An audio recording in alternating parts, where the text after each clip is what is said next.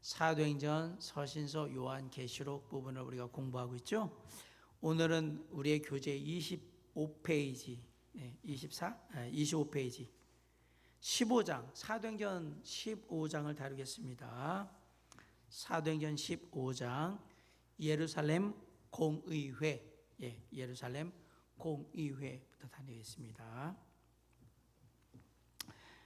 베드로의 환상으로 제자들은 이방인들에게 복음을 전하는 것에 대한 정당성을 얻는다. 그러나 이방인들은 회심을 하더라도 반드시 할례를 받아야 한다고 주장하는 사람들이 여전히 있었다. 초기 바울의 편지들에도 발견되듯 논쟁은 점점 더 심각한 양상을 띠게 되고, 사도들과 교회 지도자들을 대면하여 의논하기 위해 바울과 바나바가 예루살렘으로 소환된다. 기존의 모습을 지키며 안정된 삶을 추구하는 것이 사람의 본성이고, 변화는 때때로 삶의 의욕을 불러일으키지만 불편함을 초래하기도 한다. 기득권을 가지고 있는 사람들은 변화를 더욱 싫어한다. 새로운 것이 수용되면 자기의 것을 잃을까 염려되기 때문이다. 고넬료 사건을 통해 복음이 이방인에게도 차별 없이 전해져야 함을 알았음에도 기존의 습관과 습성이 그들을 문제 가운데로 끌고 갔다. 상당한 토론을 거친 뒤 그들은 네 가지, 우상에게 바치켜진 제물, 음행, 목매어 죽인 것, 피째 먹는 것만을 금지한다. 자, 15장 19절로 21절 본문 한번 읽어보겠습니다. 시작. 그러므로 내 의견에는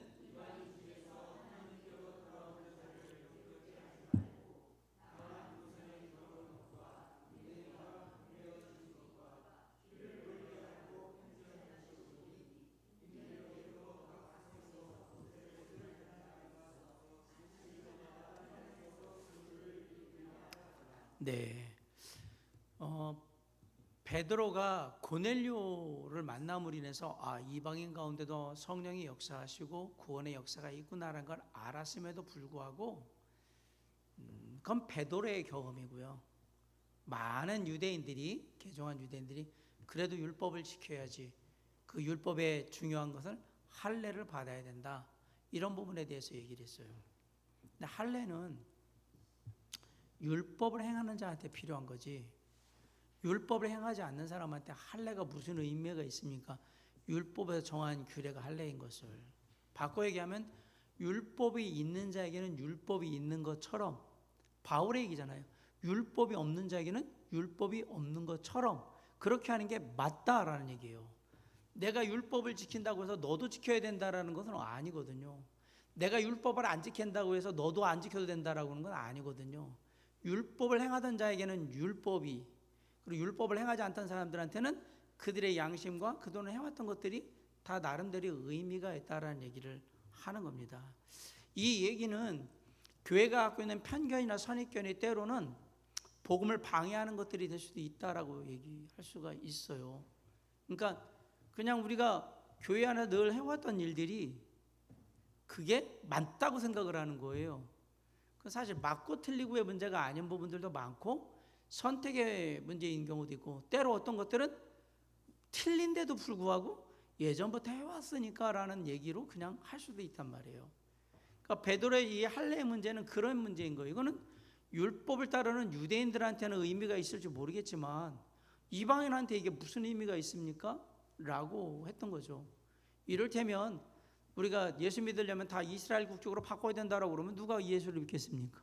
그런 것과 똑같은 얘기를 하는 건데, 각자의 자기의 고유의 문화와 삶 속에서 예수를 믿을 수 있도록 하는 것, 그러나 그게 성경이 위배되지 않는 범위에서 그것들이 이루어질 수 있도록 하는 것, 그런 거 중요한 건데 그게 안 됐단 말이에요. 그래가지고 자꾸 이방에서 믿는 자가 생긴다고 그러니까 바나바하고 바울하고 예루살렘으로 잠깐 와 라고 얘기를 한 거예요.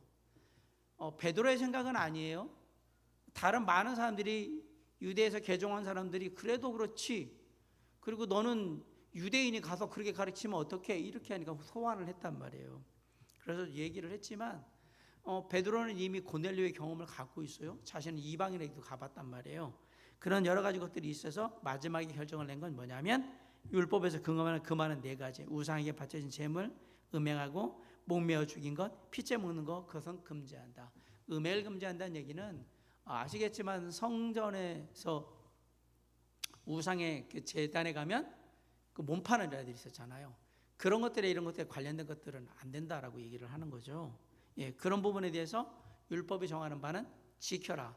이거는 율법을 뭐 가진 유대인이나 아니나 다 지켜야 되는 것들은 이런 것들이 맞다. 공통으로 함께 할 수 있는 것만 딱 주고 나머지는 알아서 이렇게 바꿨던 겁니다. 자, 15장부터 18장까지는 바울의 2차 선교 여행 이야기가 나옵니다. 가는 길을 한번 잘 보세요. 여러분 지도에. 가는 길이 수리아의 안디옥에서 길리기아로 갔다가 그 다음에 더베로 갑니다. 더베. 길리기아, 더베. 그 다음에 루스드라, 이고니온, 갈라디아, 무시야. 그 다음에 비두니아, 드로아. 지도 이렇게 쭉 보시면 지명들이 대충 보일 거예요. 사모드라게, 그 다음에 네아폴리, 빌립보. 빌립보는 마게도니아에 있는 도시죠. 암비볼리, 그 다음에 아볼로니아가 있습니다. 그 다음에 데살로니가, 그 다음에 베레아. 데살로니가에서 베레아가 그렇게 멀지는 않습니다. 그 다음에 아덴으로 갑니다. 그 다음에 고린도로 갑니다. 아덴에서 고린도 가는 데는 해협이 있네요. 바다를 건너가. 그 고린도의 옆에가 막 겐그레아 이렇게 되어 있는데 그때는 오는 길은 그렇게 되어 있습니다. 가는 길은 그렇고요. 이제 고린도에서 다시 온 거예요. 그러면 최종 종착지는 2차 선교행의 최종 종착지는 고린도인 거예요. 고린도에서 이제 다시 돌아오는데 돌아올 때는 바닷길로 옵니다. 겐그레아에서 에베소로 왔다가 그 다음에 가이사랴로 옵니다. 가이사랴는 이스라엘의 항구죠. 예. 그 다음에 수리아의 안디옥. 배를 타고 그쪽으로 온 거죠. 바보 갔다가 배를 타고 가이사랴로 온 거예요. 배를 타고. 그래서 수리아의 안디옥으로 옵니다. 바울과 바나바 사이에 마가 요한 때문에 다툼이 생겨요. 왜냐하면 1차 선교 여행 때 마가 요한이 중도에 포기하는 일이 생겼기 때문에 그래요.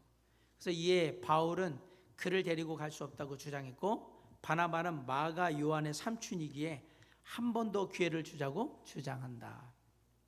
결국 바나바와 바울은 의견 조율에 실패했고 바나바는 마가 요한과 함께 고향인 구브로로 돌아가고 바울은 실라와 함께 선교 여행에 오르게 된다.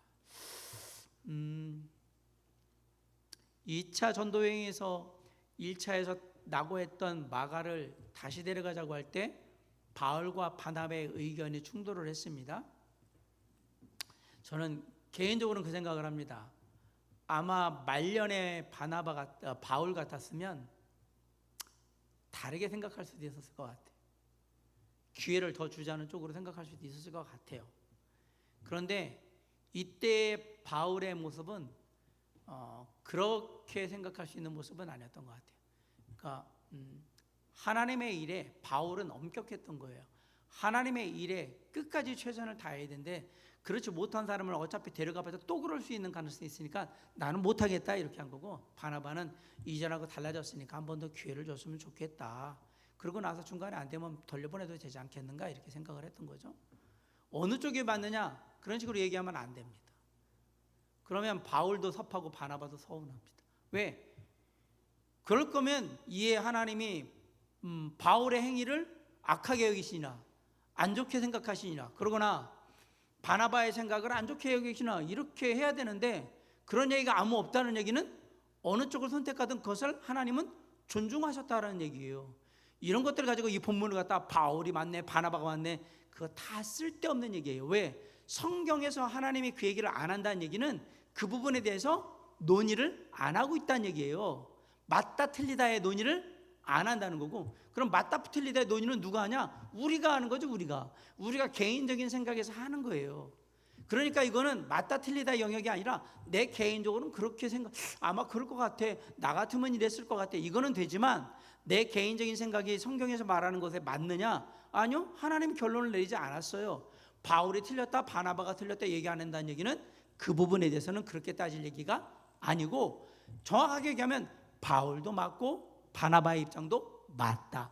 둘 다 나름 일리 있게 선택을 했고, 그 어떤 것이 틀렸다고 얘기하기는 어렵다라는 얘기입니다. 바울의 특성상, 바울의 성격상 바울은 당연히 그럴 수 있는 사람이에요. 그죠?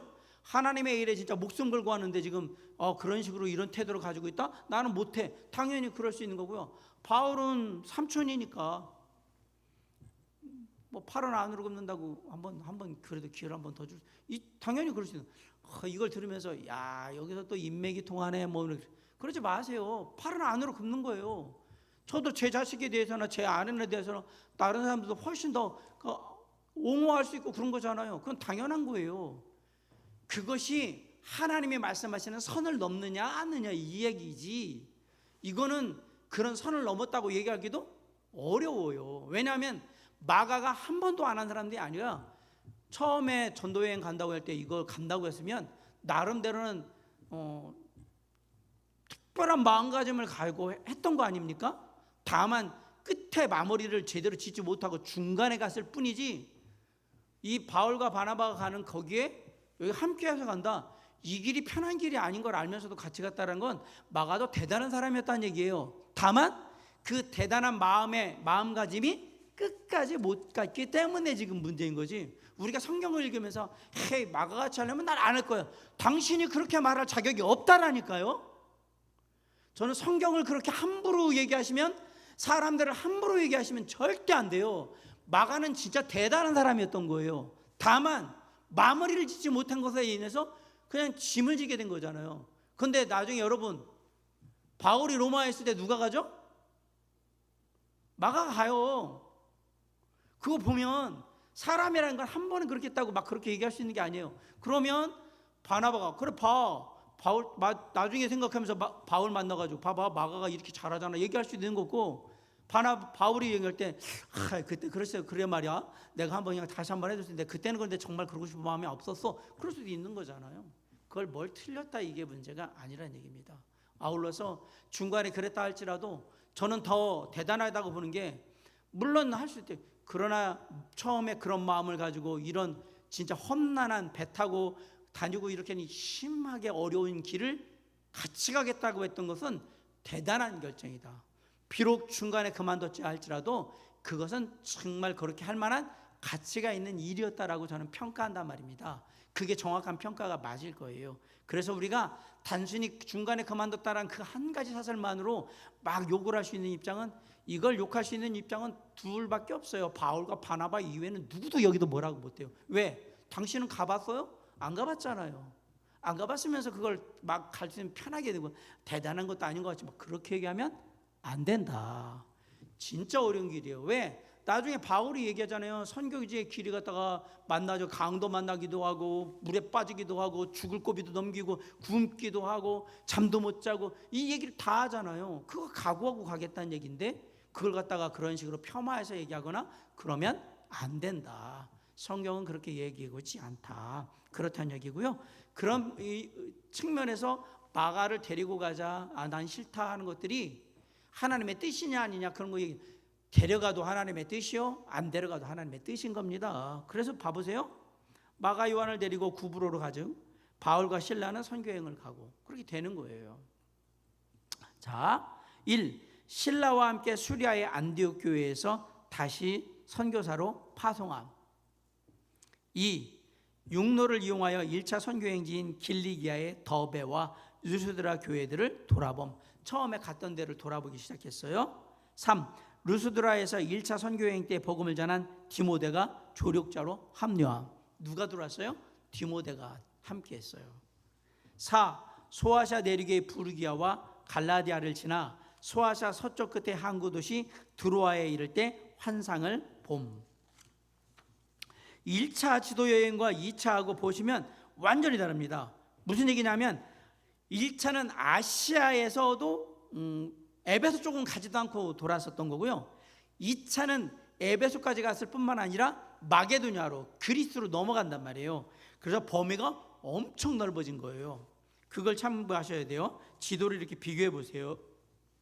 5. 드로아에서 배를 타고 사모드락의 네아폴리를 거쳐 빌립보에 도착합니다. 빌립보에 도착했다라고 되어 있습니다. 6. 빌립보에서 자주색 옷감 장사 루디아에게 복음을 전하고, 그래서 빌립보 교회가 세워진 겁니다. 그 다음에 귀신들 점치는 여자를 고침, 이 일로 감옥에 투옥되나 기적적으로 석방돼. 이 귀신들 점치는 거 데리고 있었던 데리고 있던 그 주인이 고발해가지고 걸려가지고 감옥에 갇혔다가 풀려난 거잖아요. 7. 암비볼리 아볼로니아를 거쳐 데살로니가에서 전도함. 이방인들은 복음을 받으나 유대인들의 방해로 받고 밤중에 베레아로 떠납니다. 그렇죠. 밤중에 도망가가지고. 8. 베레아에서 성공적으로 복음을 전함. 그러나 데살로니가에서 쫓아온 유대인들을 피해 바울은 실라와 디모데를 남겨둔 채 아덴으로 향함. 아주 끈질기게 쫓아가지고 죽이겠다고 그런 거죠. 9. 아덴의 아레오바구 법정에서 철학자들과 변론하고 복음을 전함. 아덴은 아테네예요. 거기서 철학자들과, 그리스 하면 철학의 도시잖아요. 철학의 나라. 거기서 철학자들하고 토론을 한 거예요. 변증. 하나님에 대해서, 예수에 대해서, 십자가에 대해서 얘기를 하는 거예요. 그리고 복음을 전합니다. 왜? 철학자들이니까 철학적인 얘기를 해야 될 거 아닙니까? 10. 고린도에서 실라 디모데와 합류함. 본도 출신 브리스길라와 아글라 부부의 도움을 받아 18개월 동안 고린도에 머물며 전도함. 자, 브리스길라와 아글라 부부가 고린도 교회 여기 있을 때, 고린도에 있을 때 바울을 도와줬다. 참고로 우리가 잘 아시지만 처음에 브리스길라와 아굴라 부부를 소개할 때는 아굴라와 브리스길라라고 합니다. 그런데 어느 순간부터 브리스길라와 아굴라로 바뀌었다고 했습니다. 그는 하나님이 조셔가지고 순서를 잘못 그렇게 한 게 아니라 브리스길라라는 여인이 훨씬 더 중요한 위치에서 일을 하고 있다는 것을 의도적으로 알려주기 위해서 이름을 바꾸는 겁니다. 네, 그래서 남자와 여자의 이름을 바꾸는 거예요. 그건 되게 중요한 의미를 갖는다라고 예전에도 말씀드린 적이 있어요. 하나님이 함부로 이름의 순서를 막 바꾸지 않아요. 그것은 의도가 있다라는 얘기입니다. 의도적인 의도가 있는 거예요. 자, 11. 고린도에서 겐그리아를 거쳐 에베소에 도착합니다. 에베소. 이전에는 안 갔던 지역이잖아요. 에베소 이런 데는. 그쪽으로 이제 가는 겁니다. 자, 에베소로 왔다가 에베소 교회에서 성도들과 만난 뒤 배를 타고 가이사랴에 상륙함. 12. 예루살렘을 거쳐 안디옥으로 귀환합니다. 가이사랴 왔다가 그리고 이제 가이사랴에서 예루살렘, 안디옥으로 상륙합니다. 자, 이게 2차 전도행이에요. 자, 1차는 소아시아 지역을 돌아다닌 거예요. 2차는 아시아와 그리스까지 가신 겁니다. 자, 이제 3차는 어디까지 가나 한번 잡으세요. 3차는 그냥 다 아우른다라고 생각하시면 됩니다. 자, 3차 선교여행 가는 길 지도를 잘 보시면 안디옥, 여기는 수리아의 안디옥이에요. 비시디아의 안디옥이 아니라. 그 다음에 갈라디아 지방. 사진을 지도를 보면 저기 갈라디아 지방, 그죠? 갈라디아 지방. 여러분 지도가 이거 제가 앞뒤로 4장 준 거, 4장짜리를 보시면 확실합니다. 그 다음에 어디로 가냐면 죄송합니다. 그 다음에 부르기아. 갈라디아 지나면 부르기아, 아시아 밑에 부르기아라고 되어 있죠? 예, 부르기아로 갑니다. 그 다음에 아가야. 자, 어른 아니고 아가야예요. 저기로 보시면 에베소 가기 전에 이렇게 아가야라고 쭉 나와 있어요. 여기 지도에는 지금 에베소 가기 전에 길이 있는데 여기 지도에는 안 나와 있네요. 죄송합니다. 저기 에베소 가기 전에 있어요. 자, 참고하시고요. 그 다음에 어디로 가냐면 마게도냐로 갑니다. 마게도냐는 이쪽으로 넘어오는. 자, 이렇게 보시면 소아시아, 그 다음에 이 그리스 쪽은요 유럽에 해당하는 거예요. 물론 지금은 이쪽 터키 쪽도 다 유럽 연합에 들어가 있지만 옛날에는 여기는 아시아라고 봤던 겁니다. 그래서 그냥 아시아라고 표현을 했던 겁니다. 거기 유럽 아닙니까? 예전엔 그랬단 말이에요. 지금은 이제 들어가 있는 거죠. 처음에 터키를 받아줄 거냐 말 거냐 유럽 연합에서 그 얘기도 다 받아준 거예요. 그래서 이쪽으로 온 거고, 터키까지가 마지막이에요. 그래서 이렇게 쭉 이렇게 가게 돼 있는 겁니다. 예전에는 여기서 넘어가면 유럽을 들어가는 거고 여기까지는 아시아. 육로로 갈 수 있는 끝에가 아시아인 거고요. 유럽으로 가는 겁니다. 그 다음에 어디로 가냐면 헬라. 마게도니아에서 요 밑으로 내려오면 마게도니아에서 내려오면 그리스가 있잖아요. 아가야, 예. 저기 그 고린도, 갱그리아, 뭐 아덴 이렇게 나와 있는 이쪽으로 온 겁니다. 자, 3차 선교행은 그렇게 왔고요. 오는 길은 그리스에서 다시 어디로 가냐면 빌립보로 위로 쪽으로 가서 빌립보로 갑니다. 그 다음에 빌립보에서 드로아로 갑니다. 배로 타고 넘어간 거죠. 이쪽으로 저쪽 트로이, 드로아, 무시아 여기가 드로아입니다. 그 다음에 어디로 가냐면 아소라는 곳으로 갑니다. 그 밑에 아소라고 되어 있죠. 아소. 여러분 지도를 보시면 그 다음에 미둘레네라고 섬에 들어갔어요. 섬 쪽으로 갔어요. 그 다음에 기오도 섬인 거예요. 이쪽으로 이렇게 해안을 따라서 계속 오고 있네요. 그 다음에 사모라고 여기서 사모라고 되어 있어요. 참고로 사모섬 밑으로 보시면 뭐라고 되어 있죠? 반모 이렇게 되어 있잖아요. 반모는 어디하고 관계가? 두부 반모 말하는 거 아니고요. 반모섬. 누구하고 관련 있죠? 요한. 계시록에서는 요한이 반모섬에 있었잖아요. 거기가 반모예요. 자, 그 다음에 밀레도. 저쪽에 보면 해안가에 반모 위쪽으로 보면 밀레도라고 되어 있죠. 그 다음에 어디로 가냐면 고스, 예, 조금 밑으로 오면 고스. 그 다음에 로도. 아니요, 리도 아니고 로도라고 되어 있어요. 로도. 예. 그 다음에 이 바닷길로 가는 겁니다. 바다라. 예, 산도 아니고 바다예요. 바다라. 예, 바다라. 그 다음에 두로. 저기 시돈 두로 있는데 이제는 이스라엘 쪽으로 들어왔네요. 자, 두로로 들어왔습니다. 두로. 그 다음에 돌레마이. 두로 이쪽에 들어와서 밑으로 돌레마이. 그 다음에 가이사랴. 그 다음에 예루살렘. 위쪽으로 들어왔네요. 이전에는 가이사랴로 바로 왔는데 이번에는 두로 쪽으로 들어왔습니다. 자, 1. 안디옥 교회에서 다시 파송받고 1, 2차 여행 때 지역인 소아시아의 갈라디아와 부르기아 지역을 두루다니며 성도를 갈라디아, 부르기아를 다 돌아다녔다 이 얘기입니다. 이 에베소에 도착하여 회당에서 3개월, 두라나서는 2년 동안 복음을 전하고 말씀을 강론함. 데메드리오 소요 사건으로 위기를 맞아. 에베소에 가서 2년을 있었습니다. 2년, 3개월 넘게. 에베소에서 마게도냐로 갑니다. 마게도냐로 배 타고 넘어갔습니다. 그리고 2차 성회대 개척한 교회를 방문하고 교제를 나눔. 바울이 1차나 2차나 다 보면 뭐냐면 갔을 때 세웠던 교회들을 다시 다 살펴보고 있어요. 4. 귀환을 위해 빌립보로 돌아가서 배를 타고 여기 드로아로 상륙하여 일주일간 채를 드로아로 상륙해서 일주일을 있었고요. 드로아에서 강연 중 죽은 유두고 왜 죽었죠? 예. 난간에서 말씀 듣고 졸다가 떨어져가지고. 그런데 놀랍게도 바울이 살려줬죠. 우리 생각에는 쌤통이다. 정신 못 차리더니 죽었네. 그럴 것 같잖아요. 느낌이. 그렇죠. 거꾸로 생각하면 이렇게 생각할 수 있잖아요. 얼마나 힘들었을까. 피곤하고 지친 몸을 그래도 말씀 듣겠다고 와가지고. 이게 이 유두고의 사건을요. 보는 거에 따라서는 아예 다르게 볼 수 있어요. 어떤 사람은 부정적으로 설교하면 정신 안 차리고 하나님 말씀 들으면 적골난다 이렇게 설교를 할 수가 있어요. 어떤 목사님들은 거꾸로 얼마나 지치고 힘든 상황 속에서도 말씀을 듣기를 얼마나 사모했으면 와가지고 그러면서 졸고 있었을까. 물론 깨어 있었으면 좋겠지만 참 육신이 피곤했겠구나. 그러다가 사고를 당했구나. 어느 쪽일까요?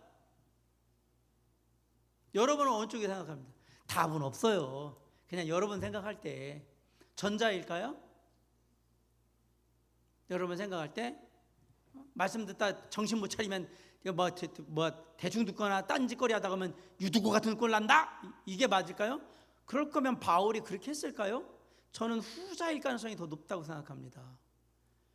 아마 나름 난간에 왜 있었을까요? 여러분 이게 창가에 있었다는 얘기잖아요. 그러다 떨어진 거잖아요. 왜 창가에 있었을까요? 그렇죠. 그냥 우리가 상식적으로 생각할 때 창가에 간 이유는 졸리니까 바람 쐬면서 이렇게 해서 어떻게든 들으려고 그쪽으로 갔던 게 아닐까라는 추측이 제일 개연성이 크지. 뭐 바울이 설교를 못 해가지고 설교다 재미없으면 바깥에 구경하려고, 전 그렇게 생각은 안 해요. 창가에 있었던 이유는 아마도 그랬을 거예요. 그래서 사람들도 많고 덥고 몸은 피곤하고 그러면 힘드니까 창가에서 이렇게 있다가 자기도 모르게 떨어진 거죠. 바울은 놀랍게도 그러한 유두고를 살려줬다, 이렇게 보는 게 훨씬 더, 뭐 이쪽을 보나 저쪽을 보나 어느 것인지 모르겠다 그러면 저는 이쪽이 훨씬 더 맞다고 생각을 합니다. 그게 더 맞지 않을까? 그래서 바울이 살려주지 않았을까라는 쪽에 그냥 무게를 둡니다. 그거 저 몰라요. 그 성경에 나오냐고 저한테 묻지 마시고요. 나중에 유두고한테 물어보세요. 왜 떨어졌냐고. 그럼 유두고가 자세하게 사항을 얘기해 줄 거예요. 예. 천국 가시면 꼭 유두고, 저는 아마 유두고는 구원받고 하나님 주님 나라 가지 않았을까. 그래서 혹여라도 유두고가 안 보이거든 바울에게 물어보세요. 왜 살려줬냐고. 예. 저는 몰라요. 아무튼 그런 저 생각은 그렇다 이 얘기입니다. 6. 드로아에서 배를 타고 아소, 미둘렌의 기오, 사모를 거쳐 밀레도에 도착함. 그리고 밀레도에서 에베소 장로들과 회화하고 위로함. 밀레도는 에베소에서 그렇게 멀지는 않습니다. 그러니까 아마도 에베소에 있는 장로들이 바울이 밀레도 쪽에 온다는 얘기를 듣고 와가지고 만나면서 뭐 식사도 하고 교제도 하고 이랬겠죠. 두로에서 돌레마이를 거쳐 가이사랴에 도착했습니다. 돌레마이를 거쳐가지고 가이사랴에 도착합니다. 순교할 각오로 예루살렘에 이르러 야고보와 교장들에게 선교 보고를 함. 여러분 아시겠지만 그때의 예루살렘의 분위기가 안 좋았어요. 바울에 대해서 아주 안 좋게 생각을 했어요. 그래가지고 다른 제자, 이방 교회에 있는 제자들이 들어가지 말라고, 지금 분위기 안 좋으니까 들어가면 유대인들이 어떻게 할지 모른다라고 해서 말렸죠. 그럼에도 불구하고 들어갔던 거예요. 그래서 선교 보고를 했습니다. 야고보와 교회 장로들에게 선교 보고를 했다라고 되어 있습니다. 아마도 이때는 에베소 교회의 그 대표가 야고보였던 것으로 보입니다. 21장부터 28장까지는 바울의 4차 선교 여행인데요. 선교 여행이라고 보기에는 좀 그래요. 왜? 죽으러 가는 거니까. 그래서 이거를 4차 선교 여행이라고 하는 데도 있고 바울의 로마행이라고 합니다. 왜? 못 따라오거든요. 이걸로 죽어요. 그렇기 때문에 바울의 로마행이라고 할 때도 합니다. 자, 이거는 완전히 그 지도가 다릅니다. 4차 선교여행 지도를 보시면 예루살렘에서 가이사랴로 갔다가 시돈, 그렇죠? 3차에서 시돈에 들어왔죠? 그 시돈에서 어디로 오냐면 구브로로 갑니다. 구브로는 여기 섬이죠, 섬. 네, 구브로. 그 다음에 해안길을 따라서 이쪽 해안길을 따라가지고 여러분 드린 지도와 이 지도와 약간 다른 게 있어요. 제 거는 이렇게 밑으로 제가 드린 건 밑으로 돼 있고 요건 위에 있잖아요. 이 라인을 정확하게 되어 있는 거는 이쪽 게 맞을 겁니다. 약간씩 그 그림에서 달라져 있는데 바닷길 따라갔구나. 요거는 그냥 참고하시면 될 것 같습니다.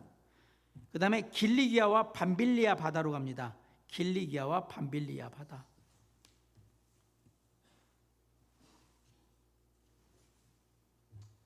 요 해안길에 있는 이쪽을 길리기아 밤빌리아 바다라고 하는 것 같아요. 여기 밤빌리아가 있잖아요. 길리기아.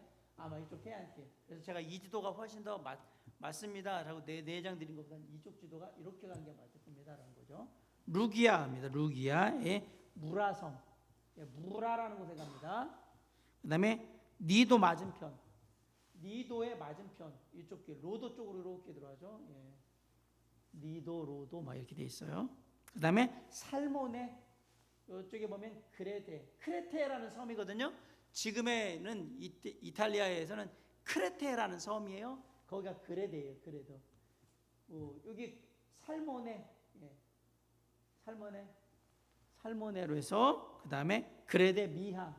미향은 아름다운 항구라는 얘기고요. 지명은 들어있지 않고 그냥 미향이라고 되어 있는 거. 그러니까 항구가 무척 아름다운가 봐요. 거기에 미향이라고 불렀던 걸 보면.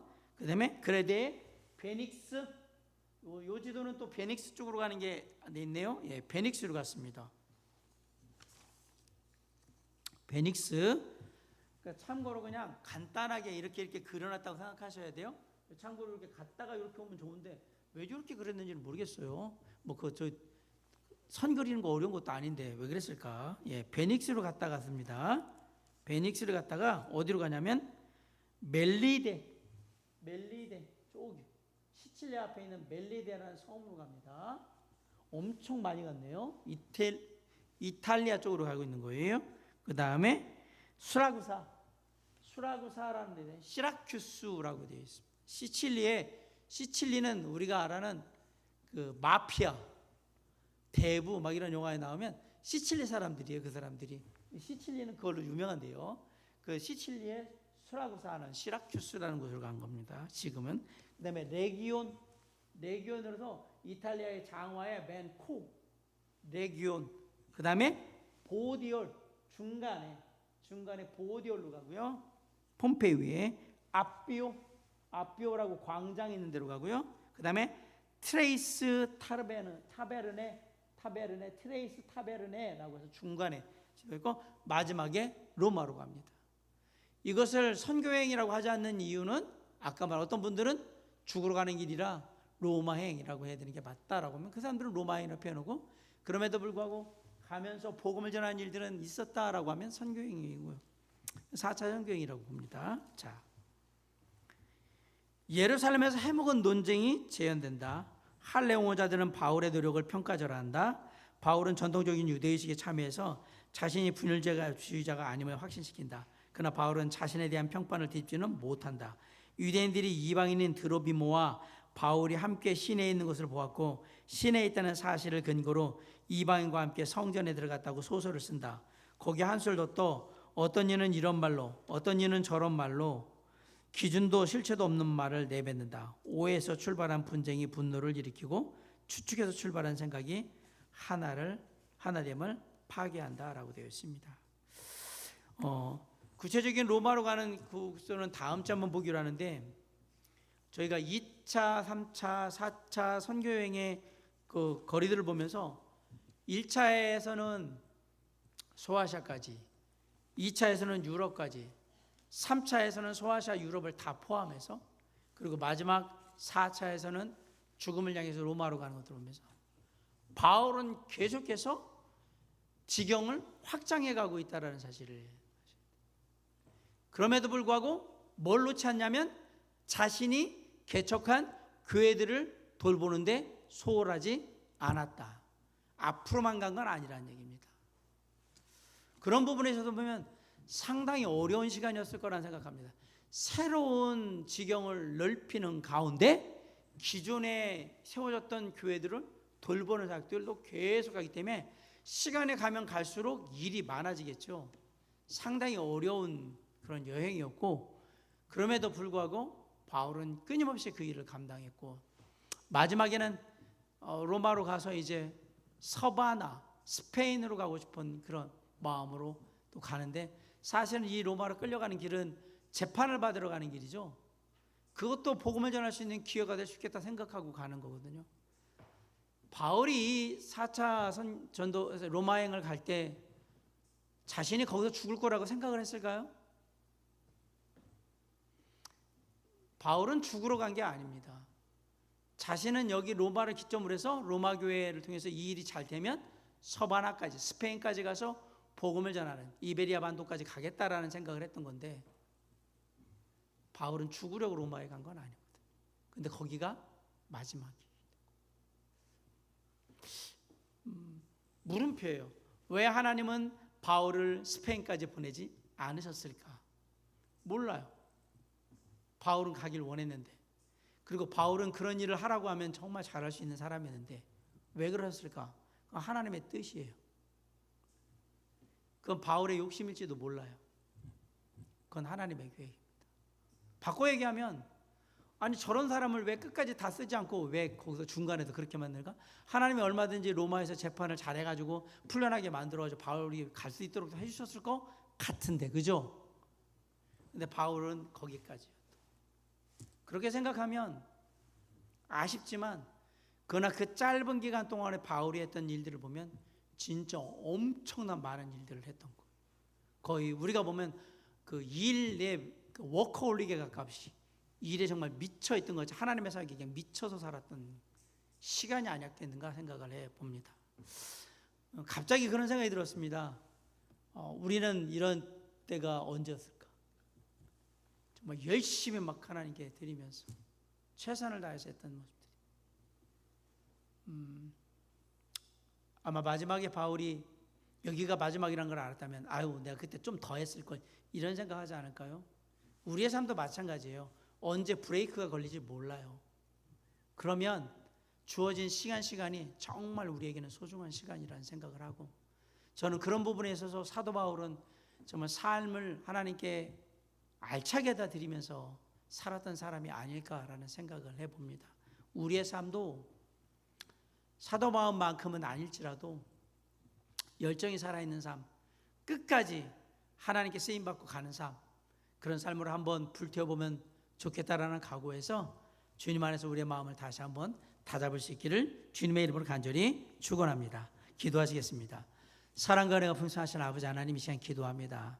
사도 바울이 1차, 2차, 3차, 4차에 걸친 선교여행을 하면서 이루었던 많은 일들을 바라보면서 그 짧은 시간에 하나님을 위해서 정말 목숨을 다해서 온 힘을 다해 나갔던 모습을 볼 때 우리 안에도 그러한 정말 열정과 또 하나님을 향한 그 간절함을 다시 한번 회복시켜 주셔서 비록 바울만큼은 안 되겠지만 죽는 날까지, 이 땅의 삶을 다하는 날까지 주님께 귀하게 쓰임받다 갈 수 있도록 주님 은혜를 허락해 주시옵소서.